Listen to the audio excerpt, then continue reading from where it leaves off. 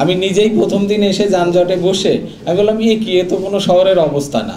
আমি টিআইদের ডেকেছিলাম, তারাও একটা মানসিকভাবে খারাপ অবস্থায় ছিল। আমি তাদেরকে উজ্জীবিত করেছি।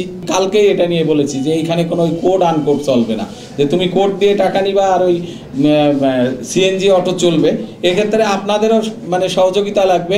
আপনাদের ভিতর থেকেও যেন কারো ওই 10টা সিএনজি 10টা অটো আছে এগুলো নিয়ে তদবিরটা করবেন না প্লিজ, তাহলে আমি কিন্তু কাজ করতে পারবো না।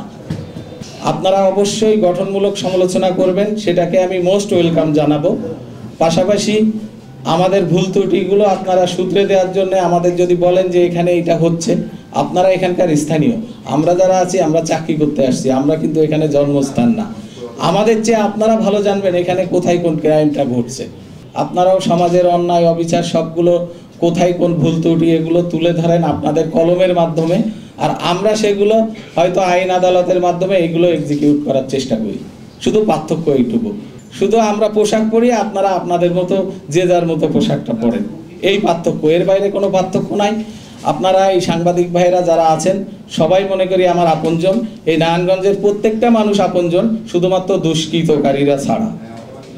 আমি নিজেই প্রথম দিন এসে যানজটে বসে আমি বললাম কি এ তো কোনো শহরের অবস্থা না। আমি সাথে সাথে সমস্ত অফিসার নিয়ে যেটা বললাম, আমি বসেছিলাম, আমি টিআইদের ডেকেছিলাম, তারাও একটা মানসিকভাবে খারাপ অবস্থায় ছিল। আমি তাদেরকে উজ্জীবিত করেছি। পাশাপাশি আমাদের যে পুলিশ লাইনে এসএফের ফোর্স আছে, অলরেডি আমাদের এসএফের ফোর্স, যেটা এই ডিউটি করার কথা না, ট্রাফিক ডিউটি, এদের ডিউটি কিন্তু বাইরে। আমি এখানে বলেছি আগে যানজট, আগে যেটা প্রথমে সমস্যা সে সমস্যার সমাধান করতে হবে। আমরা যানজট নিরসনের জন্য দিয়েছি।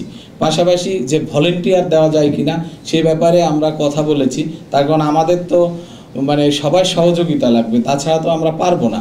কালকেই এটা নিয়ে বলেছি যে এইখানে কোনো ওই কোড আনকোড চলবে না, যে তুমি কোড দিয়ে টাকা নিবা আর ওই সিএনজি অটো চলবে।